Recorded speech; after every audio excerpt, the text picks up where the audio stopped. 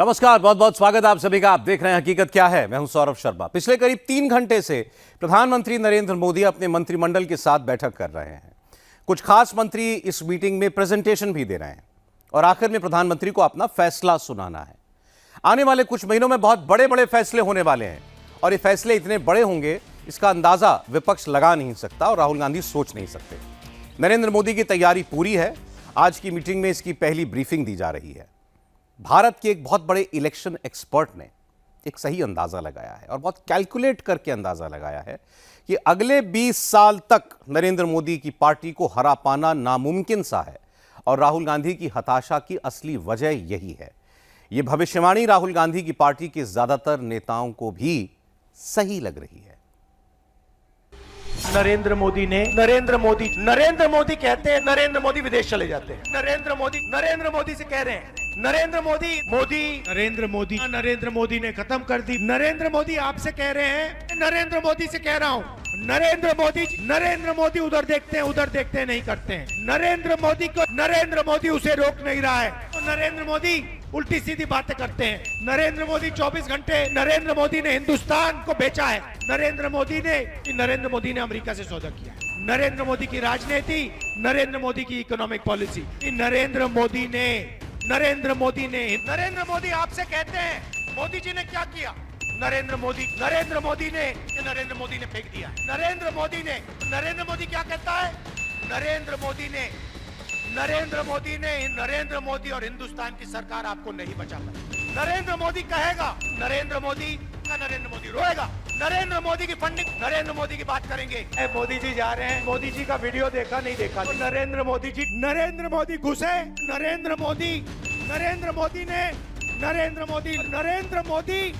नरेंद्र मोदी ने जो करना था, नरेंद्र मोदी हाथ जोड़ेंगे, कहेंगे नरेंद्र मोदी देश को नहीं बचा सकते हैं। नरेंद्र मोदी गद्दार है।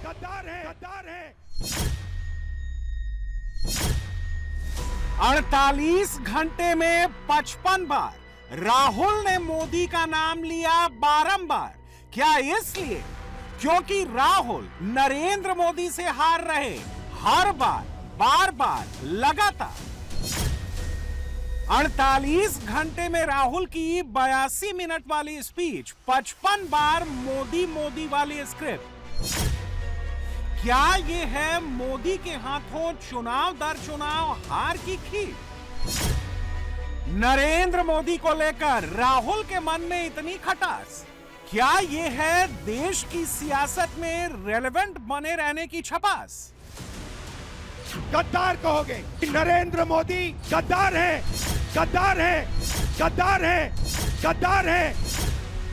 आपका प्रधानमंत्री गद्दार है।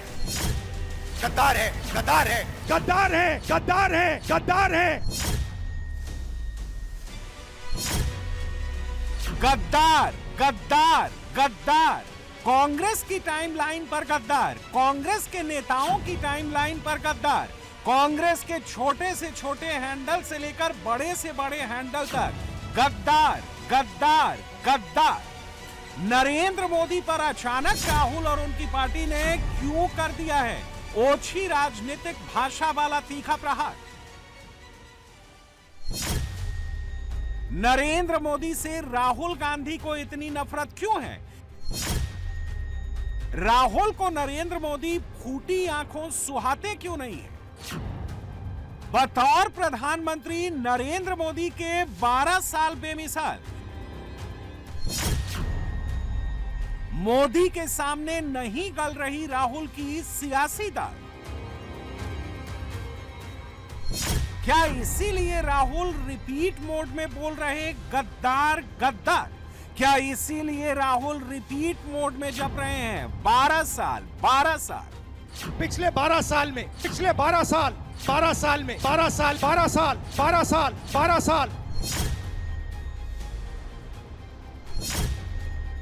राहुल की 12 साल वाली थ्योरी के पीछे एक तारीख है। वो तारीख है 26 मई 2026। यानी आज से सिर्फ चंद दिनों के बाद नरेंद्र मोदी सरकार के 12 साल पूरे हो रहे। केसरिया से मन जोगी हुआ रे, दिल झूमे देखो।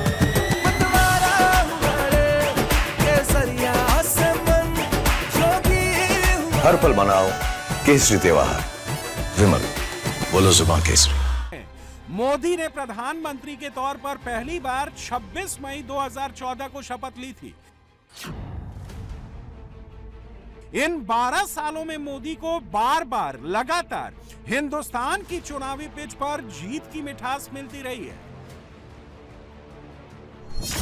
और मोदी की जीत वाली इसी मिठास ने राहुल के मन में प्रधानमंत्री के खिलाफ एक ऐसी खटास पैदा कर दी है जिससे वो अभी तक उबर नहीं पाए हैं। मोदी 12 सालों से नंबर 1 बने हुए हैं, राहुल नंबर 2 पर ही अटके पड़े हैं और मोदी से ना जीत पाने की टीस ऐसी है कि 48 घंटों से राहुल गांधी वेस्ट एशिया में जारी संकट को प्रधानमंत्री के खिलाफ पॉलिटिकल वेपन के तौर पर इस्तेमाल कर रहे हैं और देश में यह मैसेज देने की कोशिश कर रहे हैं कि अब अगर मोदी को हटाना है तो सड़कों पर ही आना है।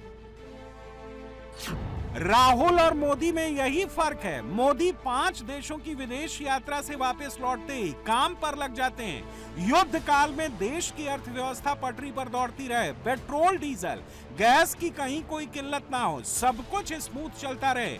इसके लिए काउंसिल ऑफ मिनिस्टर्स की मीटिंग बुलाते हैं, सबको अपना अपना रोल समझाते हैं, आगे का प्लान बनाते हैं।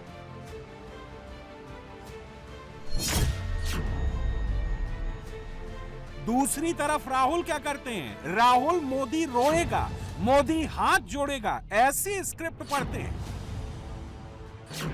मोदी मेलोनी के लिए मेलोडी चॉकलेट लेकर जाते हैं, देसी ब्रांड को विदेश में प्रमोट करते हैं, तो देश के भीतर राहुल पहले रायबरेली और अमेठी में सियासी मंच से फिर अपनी कार में बैठे बैठे एक दूसरा ही टेप ऑन कर देते हैं, देश में पैनिक क्रिएट करने वाली भाषा बोलते हैं, आर्थिक तूफान आने की भविष्यवाणी करने लगते हैं। हिंदुस्तान में आर्थिक तूफान आ रहा है। तेल के, पेट्रोल, डीजल, एविएशन फ्यूल के दाम आसमान को छुएंगे। फर्टिलाइजर की कमी होगी, फर्टिलाइजर महंगा होगा, किसानों को नुकसान होने वाला है, अर्थव्यवस्था पर भारी झटका पड़ने वाला है। हमारे प्रधानमंत्री ने कहा सोना मत खरीदो, ज्यादा गाड़ी मत चलाओ और विदेश मत जाओ। और फिर विदेश जाकर हजारों करोड़ रुपए के जहाज में विदेश जाकर उधर वो इटली के प्रधानमंत्री मेलोनी को मेलोडी टॉफी खिला रहे हैं। This is an insult to the people of India. This reel that the Prime Minister has made is an insult to the people of India and what they're suffering. Modi की melody Rahul के लिए चॉकलेटी नहीं है, राहुल तो उसमें मोदी के खिलाफ नफरती एजेंडा चला रहे हैं।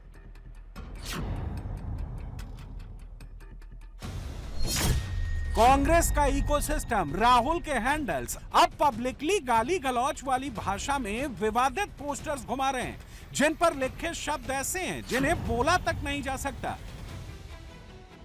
Prime Minister Modi brought us a gift, a very, very good toffee.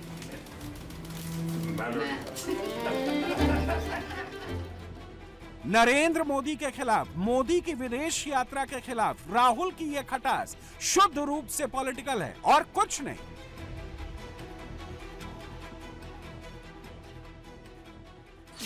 एक विश्व में एक तरफ पूरा विश्व भारत की तरफ, प्रधानमंत्री जी की तरफ बहुत कॉन्फिडेंस के साथ देखता है, दूसरी तरफ नकारात्मक सोच रखने वाले राहुल गांधी जी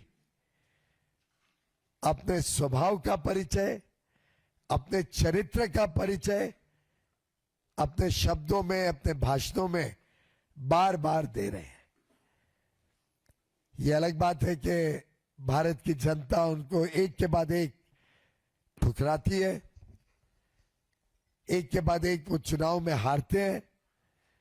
उसका जो फ्रस्ट्रेशन है, उसकी जो एक प्रकार से उनमें खुंदकी भावना है, वो नजर आती है। जिस प्रकार से वो गाली गलौच पे उतर आए हैं और प्रधानमंत्री जी के लिए बड़ी ओछे शब्दों में वो बात रखते हैं। ये स्पष्ट है कि जिस प्रकार के शब्दावली राहुल गांधी जी इस्तेमाल करते हैं, इसको अंग्रेजी में कहा जाता है abuses are the weapon of the weak.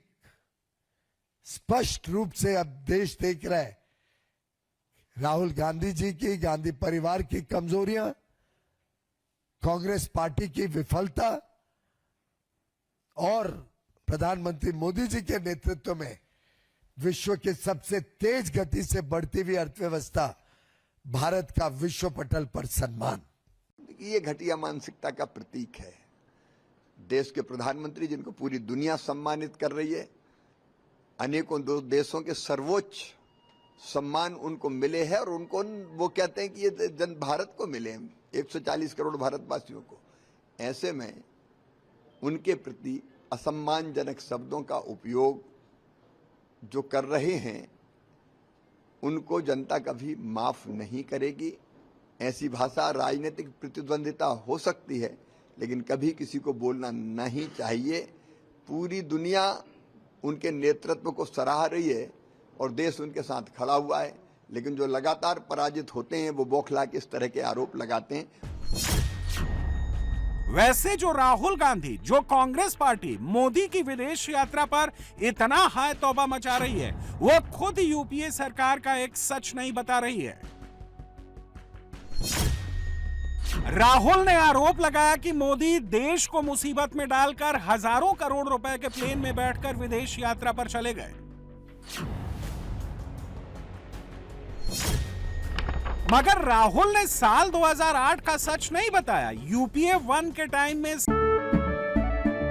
केसरिया से मन जोगी हुआ रे, दिल झूमे देखो मतवारा हुआ रे, केसरिया से मन जोगी हुआ। हर पल मनाओ केसरी त्योहार।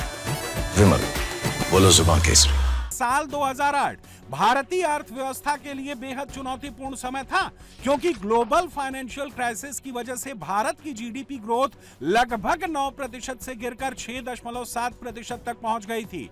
और तब के प्रधानमंत्री डॉक्टर मनमोहन सिंह को एहसास हुआ था कि भारत ग्लोबल स्तर पर अलग थलग नहीं रह सकता।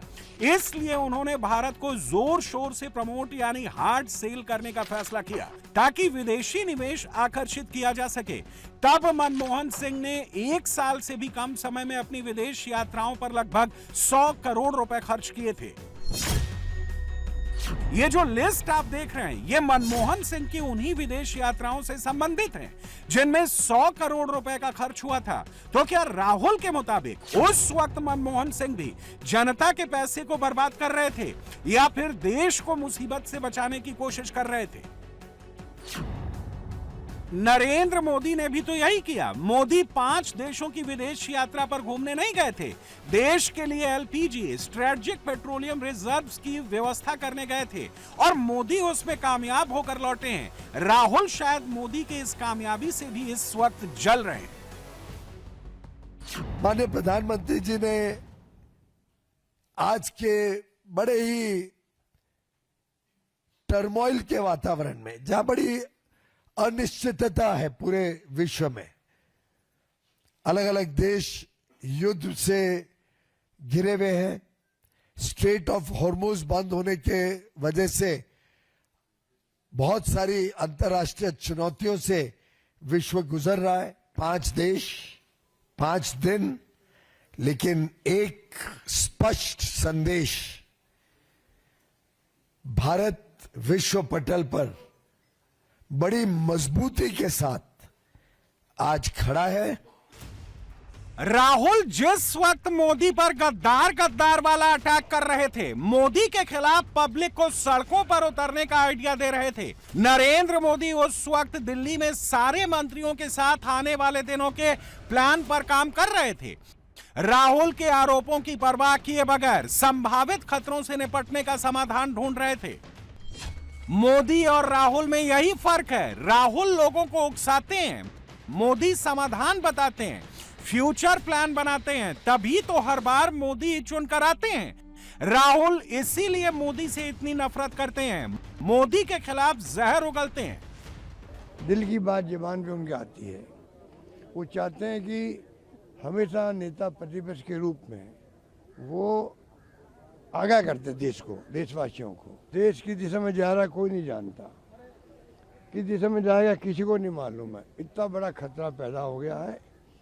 आलोचना करो सरकार की, जेल जाओ, आप राष्ट्रद्रोही हो, डेमोक्रेसी खतरे में है। प्राइम मिनिस्टर होता है वो एक पार्टी का नहीं रहता है बनने के बाद में। दुर्भाग्य से अभी वो भावना मोदी जी में नहीं है, वो अपनी पार्टी के प्रधानमंत्री के रूप में काम कर रहे हैं। संवैधानिक पदों पर जो लोग बैठे हैं वो अगर संविधान का पालन नहीं करते तो लीडर ऑफ अपोजिशन को गुस्सा आ सकता है। राहुल गांधी की भावना समझ लीजिए, जो लोग संविधान से गद्दारी करते हैं, देश का संविधान का पालन नहीं करते, उस बारे में राहुल गांधी का ये वक्तव्य है। संविधान प्रधानमंत्री से भी ऊपर है, राष्ट्रपति से भी ऊपर है। राहुल ऐसा क्यों करते हैं? मोदी को गाली क्यों देते रहते हैं? और उसका साइड इफेक्ट क्या होता है? आज आपको यह भी आंकड़ों की नजर से समझना चाहिए। 2008 में कांग्रेस के पूरे देश में 1204 विधायक थे, लेकिन 2026 में यह संख्या घटकर सिर्फ 676 रह गई है, यानी करीब 44% की भारी गिरावट। दूसरी तरफ बीजेपी का ग्राफ उल्टा है। 2008 में बीजेपी के 889 विधायक थे, जो 2026 में बढ़कर 1787 हो गए, यानी 101% का इजाफा हुआ है। इसे और आसान भाषा में समझें तो देश में कुल 4120 विधायकों में से अब हर दूसरा विधायक बीजेपी का है, जबकि कांग्रेस का सिर्फ हर छठा। कई राज्य तो ऐसे हैं जहां कांग्रेस ने पूरी तरह जमीन खो दी है। उदाहरण के तौर पर 2008 में आंध्र प्रदेश के कांग्रेस के पास 185 विधायक थे, 2026 में 0 विधायक हैं। 2008 में कांग्रेस के पास अरुणाचल प्रदेश में 34 विधायक थे, 2026 में सिर्फ 1 विधायक है। असम में 2008 में 53 विधायक कांग्रेस के पास थे, अब सिर्फ 19 विधायक हैं। महाराष्ट्र में 2008 में कांग्रेस के पास 69 विधायक थे, 2026 में सिर्फ 16 विधायक हैं। मणिपुर में 2008 में 30 विधायकों वाली कांग्रेस पार्टी 2026 में सिर्फ 5 विधायकों तक सीमित रह गई है। और दिल्ली में 2008 में 43 विधायकों वाली कांग्रेस 2026 में 0 पर सिमट गई है। और इसकी एक बड़ी वजह राहुल गांधी की नेगेटिव पॉलिटिक्स है। मोदी को दिन रात, सुबह शाम गाली देने की आदत है, जिसे लोग बिल्कुल पसंद नहीं करते। इसीलिए हर बार राहुल और उनकी पार्टी को रिजेक्ट कर देते हैं और इसकी खीज राहुल मोदी पर निकालते रहते हैं।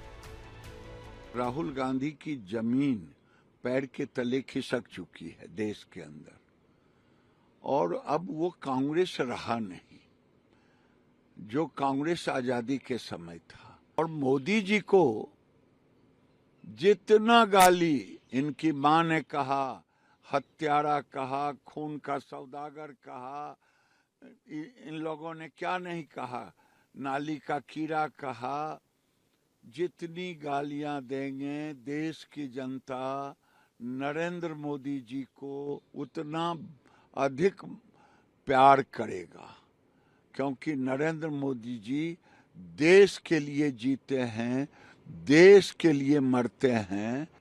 और मोदी जी के लिए जो भाषा निकाला,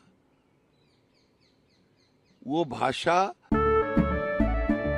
केसरिया से मन जोगी हुआ रे, दिल झूमे देखो मतवारा हुआ रे, केसरिया से मन जोगी हुआ। हर पल मनाओ केसरी त्योहार।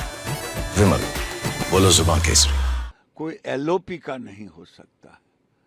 मोदी जी हर संकट में देश के साथ खड़े रहे हैं और आगे भी रहेंगे। वो टॉफी के हकदार नहीं है राहुल जी, वो तो दवा के हकदार हैं। वो मानसिक दिवालियापन हो गया है।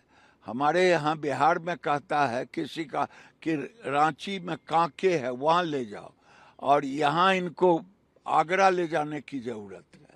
ये आज भी एक्सेप्ट नहीं कर पा रहे हैं कि नरेंद्र मोदी जी के नेतृत्व में बिना कांग्रेस के रिमोट और कुनबे के सपोर्ट के तीसरा कार्यकाल पूरे भारत की आन बान शान को मजबूत करते हुए नरेंद्र मोदी जी कैसे आगे बढ़ा रहे हैं। राहुल जी राजनीतिक रण में रूदालियों के रंगरूटों की रंगशाला बनते जा रहे हैं।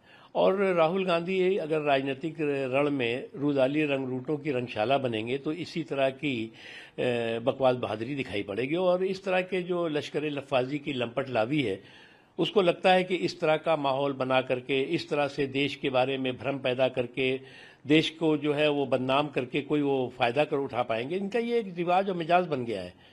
जब जो है वो चुनाव में निपटेंगे, चुनाव में जो है वो रपटेंगे तो रोना शुरू कर देंगे, निपटेंगे तो धोना शुरू कर देंगे। तो राजनीतिक रण में जो रुदालियों के रंग रूटों की रंगशाला है, तो राहुल गांधी जी उस रंगशाला के जो है वो सबसे बड़े रंगकर्मी हैं। और एक के बाद एक जिस तरह का आप लश्कर लफाजी की ये लंपट लावी, एक के बाद एक जिस तरह से देश के बारे में, देश के इस संकट के माहौल में भी जो है वो कंटक पैदा करने की कोशिश कर रहे हैं, वो किसी भी देशवासी को एक्सेप्टेबल नहीं है। राहुल गांधी जी पिछले 12 वर्षों से इस प्रयास में लगे हुए हैं कि देश में किसी तरह का जो कहते हैं एनार्किज्म आए, लेकिन बेचारे हर एजेंडा में फेल हो जाते हैं। उनको एक ही ख्वाब है कि भारत के किस तरह से हम टुकड़े करें, भारत में कैसे हम विभाजनकारी नीतियों को लाएं। राहुल गांधी को कोई सीरियसली नहीं लेता है, न उनकी पार्टी सीरियसली लेती है, न इस देश की जनता लेती है। लेकिन नेता विरोधी दल इस तरह की भाषा का प्रयोग करे, इस तरह से जनता को भड़काने का प्रयास करे, यह बहुत ही दुखद है। राहुल के रहते कांग्रेस पार्टी लगातार 3 लोकसभा चुनाव हार चुकी है। 14, 19 और 24 तीनों लोकसभा चुनाव में 100 सीट का आंकड़ा तक नहीं पार कर सकी है। 2009 से लेकर अब तक राहुल की पार्टी 70 से ज्यादा राज्यों के चुनाव हार चुकी है। साल 2014 तक कांग्रेस पार्टी देश के 11 राज्यों में सरकार में थी। 2026 आते आते ये नंबर भी घट गया है। इस वक्त सिर्फ कर्नाटक, तेलंगाना, हिमाचल और केरल में कांग्रेस की सरकार है। तमिलनाडु में कांग्रेस विजय के नेतृत्व वाली टीवीके सरकार का हिस्सा बन गई है। तमिलनाडु के राजनीतिक इतिहास में 60 साल बाद यह पहला मौका है जब कांग्रेस यहां की सरकार का हिस्सा बनी है। इसके अलावा झारखंड की जेएमएम सरकार में कांग्रेस शामिल है। यानी कभी हिंदुस्तान की सियासत पर एक छत्र राज करने वाली कांग्रेस आज देश के नक्शे से गायब होती जा रही है। देखिए, प्रधानमंत्री जी को गद्दार कहने का काम कोई मक्कार आदमी कर सकता है, लेकिन अफसोस की बात यह है कि ये लीडर ऑफ द अपोजिशन ने कहा है। यह और भी दुर्भाग्यपूर्ण है। जो खुद मक्कार होगा वही देश के प्रधानमंत्री को गद्दार कह सकता है, क्योंकि प्रधानमंत्री मोदी को गद्दार कहने का मतलब है पूरे देश को गद्दार कहना। ये देश का दुर्भाग्य है, इस लोकतंत्र का दुर्भाग्य है कि राहुल गांधी जी जैसा नेता विपक्ष इस देश को मिला है, जो रोज इस देश की तबाही की दुआ करता है। ये राहुल गांधी ने देश से माफी मांगनी चाहिए। कांग्रेस पार्टी खत्म इस कारण से हो रही है क्योंकि न तो विजन है, न नीति है, न नेतृत्व है। जो मुंह में आता है वो बोल देते हैं।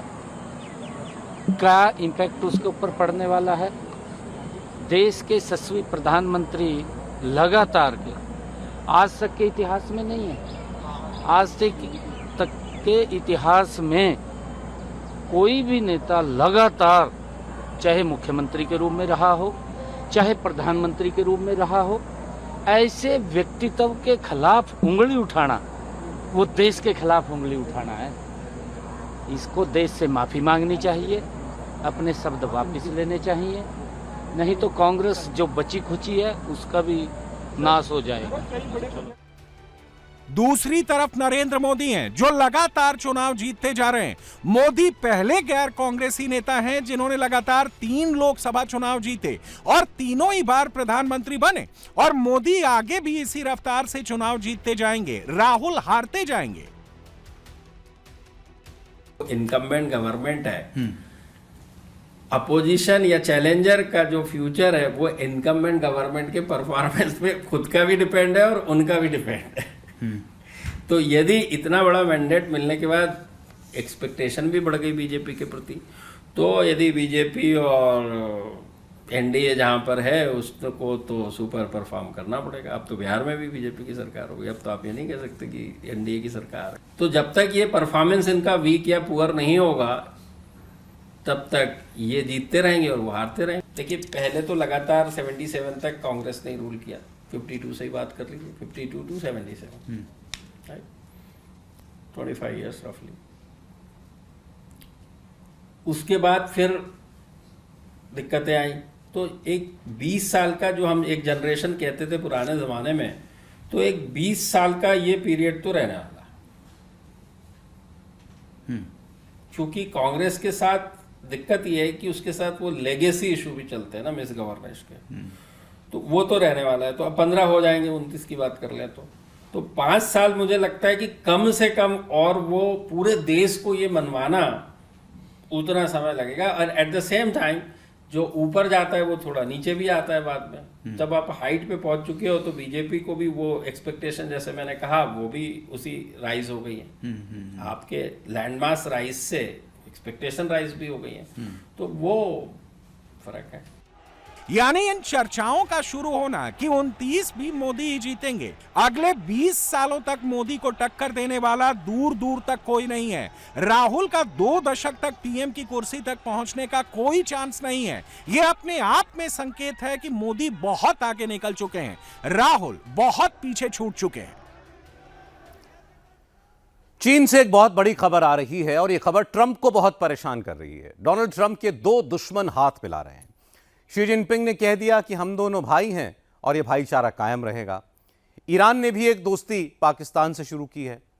तेहरान में मुनीर को बुला लिया गया है। चीन में जो हो रहा है वो तेहरान में भी हो रहा है और उसका असर भारत पर क्या पड़ने वाला है वो समझते हैं इस रिपोर्ट से।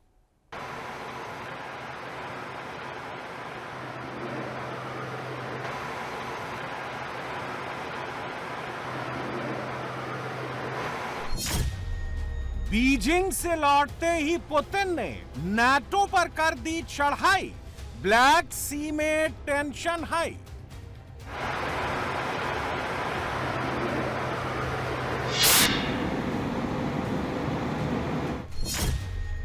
Trump in crisis, she Kim Putin का नया एक्सिस।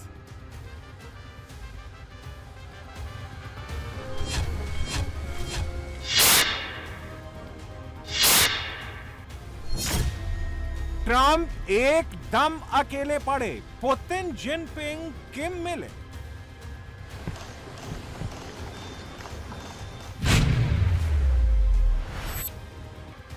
दस दिन में बीजिंग में 2 बड़ी मुलाकातें हुई। पहले ट्रंप और जिनपिंग मिले, फिर जिनपिंग और पुतिन मिले। बीजिंग से ट्रंप कोई डील नहीं ला पाए, पुतिन ने 40 बड़ी डील लॉक कर ली।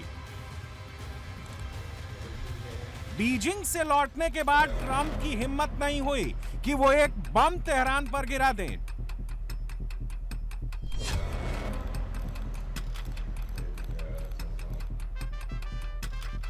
चीन से लौटने के बाद पुतिन के हौसले इतने बुलंद हैं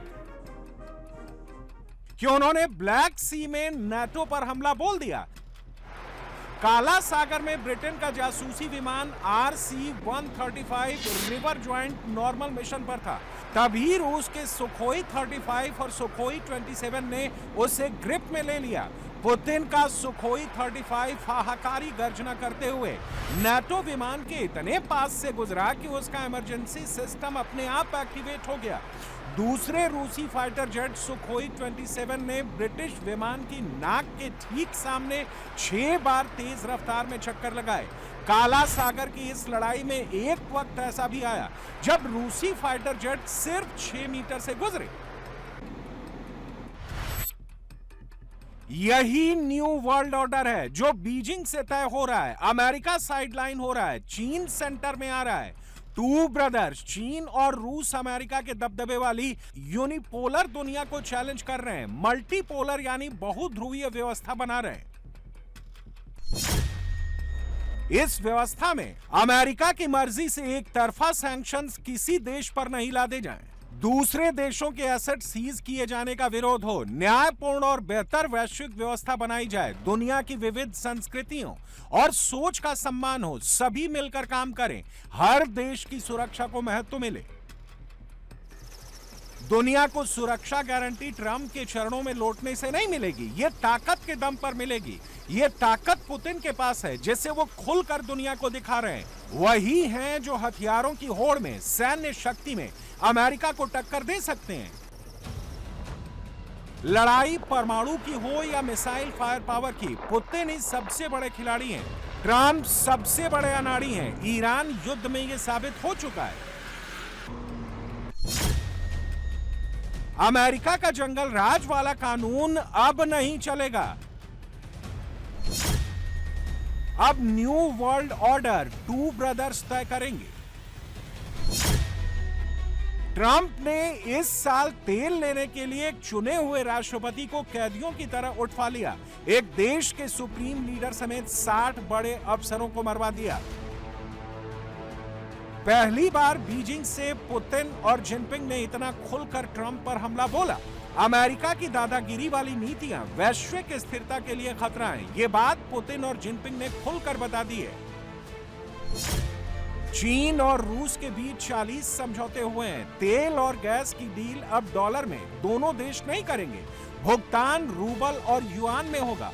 ट्रंप के लिए यह सबसे बड़ा झटका है। ट्रंप व्हाइट हाउस में बैठकर पुतिन और जिनपिंग का एक एक वीडियो देख रहे थे। पुतिन और जिनपिंग जिस इत्मीनान से चाय की चुस्की ले रहे थे, उससे ट्रंप को जलन हो रही थी। ट्रंप से रहा नहीं गया तो छुटभइये नेताओं की तरह उन्होंने कह दिया कि बीजिंग में उनका वेलकम शानदार था, पुतिन का फीका था। President Xi meeting with Putin this week? Well, he told me he was going to. I think it's good. I get along with both of them. But I think it's good. I don't know if the ceremony was quite as brilliant as mine. I watched. I think we topped them. Good team. But no, I get along with Putin. I get along with Xi. दुनिया में शक्ति संतुलन बदल रहा है। नए access of power में Kim Jong Un की एंट्री हो रही है। जिनपिंग पहले हफ्ते में उत्तर कोरिया की राजधानी प्योंगयांग के दौरे पर जा रहे हैं, जहां किम जोंग उन से परमाणु हथियारों पर बात होगी। ट्रंप के साथ किम जोंग उन की तनातनी सालों पुरानी है। किम जोंग उन अमेरिका को दुश्मन नंबर 1 मानता है। किम जोंग उन के पास परमाणु हथियार है। ट्रंप चाहते हैं कि किम जोंग उन अमेरिका के साथ एक परमाणु डील साइन करे। सिप्री की रिपोर्ट के मुताबिक उत्तर कोरिया के पास 50 से 60 परमाणु हथियार हैं। CFR यानी काउंसिल ऑफ फॉरेन अफेयर्स के मुताबिक उसके पास 70 से 90 परमाणु बम बनाने का मटेरियल होने की रिपोर्ट है। सिप्री की रिपोर्ट में दावा किया गया है कि किम जोंग उन हर साल 6 से 7 नए परमाणु बम बना सकता है। ट्रंप क्यों जिनपिंग के जरिए किम जोंग उन को सेट करना चाहते हैं? दरअसल किम के पास इंटरकॉन्टिनेंटल बैलिस्टिक मिसाइल है। अगर इसे उत्तर कोरिया से दागा जाए तो अमेरिका की मेन लैंड पर तबाही मचा सकती है। किम जोंग उन के पास होसोंग 17 और होसोंग 18 ICBM है। इनकी रेंज 15,000 किलोमीटर के करीब है। होसोंग 17 तरल ईंधन पर चलती है, होसोंग 18 सॉलिड ईंधन पर चलती है। यह उत्तर कोरिया की सबसे शक्तिशाली परमाणु मिसाइल है। यह अमेरिका के न्यूयॉर्क और वॉशिंगटन के कोने कोने को तबाह कर सकती है। ट्रंप इसीलिए किम जोंग उन से पंगा लेने की बजाय डील चाहते हैं। ईरान के पास अभी ऐसी कोई परमाणु और गैर परमाणु मिसाइल नहीं है जो अमेरिका के मेन लैंड को टारगेट कर सके। ट्रंप इसीलिए ईरान को आए दिन डील नहीं करने पर तबाह करने की धमकी देते रहते हैं, जबकि ट्रंप भी जानते हैं कि ईरान को उनकी धमकियों से कोई फर्क नहीं पड़ता।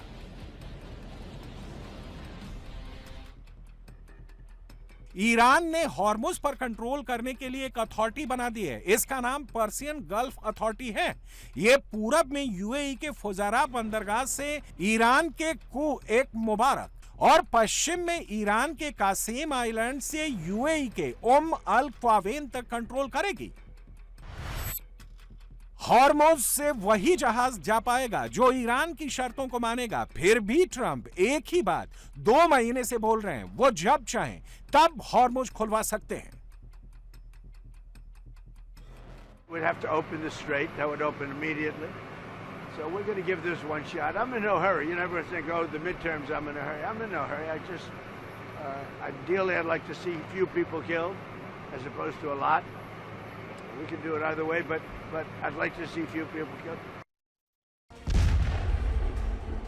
ट्रंप भारत पाकिस्तान युद्ध में मजे लेकर फाइटर प्लेन की गिनती बताते थे। अब ट्रंप को नंबर सुनने में बेहोशी आ सकती है। ईरान ने 40 दिन के युद्ध में अमेरिका के 42 फाइटर प्लेन, एयरक्राफ्ट और ड्रोन गिराकर अमेरिका का गुरूर तोड़ दिया है। ऑपरेशन एपिक फ्यूरी में अमेरिका के 6 fighter attack jet, 1 F-35, 4 F-15E strike eagle और 1 A-10 थंडरबोल्ट 2 शामिल हैं। इसके अलावा 11 अन्य विमान भी तबाह हुए हैं। ईरान ने अमेरिका का सबसे ज्यादा नुकसान ड्रोन वॉरफेयर में किया है। अमेरिका के 25 ड्रोन तबाह हुए हैं। इनमें 24 MQ-9 रीपर ड्रोन है, 1 MQ-9 4C ट्राइटन है। अमेरिका के एक MQ-9 की कीमत 250 से 350 करोड़ रुपए है। अगर सैटेलाइट लिंक के साथ इसकी कीमत जोड़ी जाए तो 500 करोड़ रुपए तक हो जाती है। अमेरिका का MQ-9 रीपर दुनिया का सबसे घातक हंटर किलर ड्रोन है। इसे प्रीडेटर बी भी कहा जाता है। ये खुफिया और अटैक दोनों मिशन को अंजाम देने में सक्षम है। ये एक बार में 27 से 34 घंटे तक हवा में रह सकता है। ये 50,000 फीट की ऊंचाई पर उड़ान भर सकता है।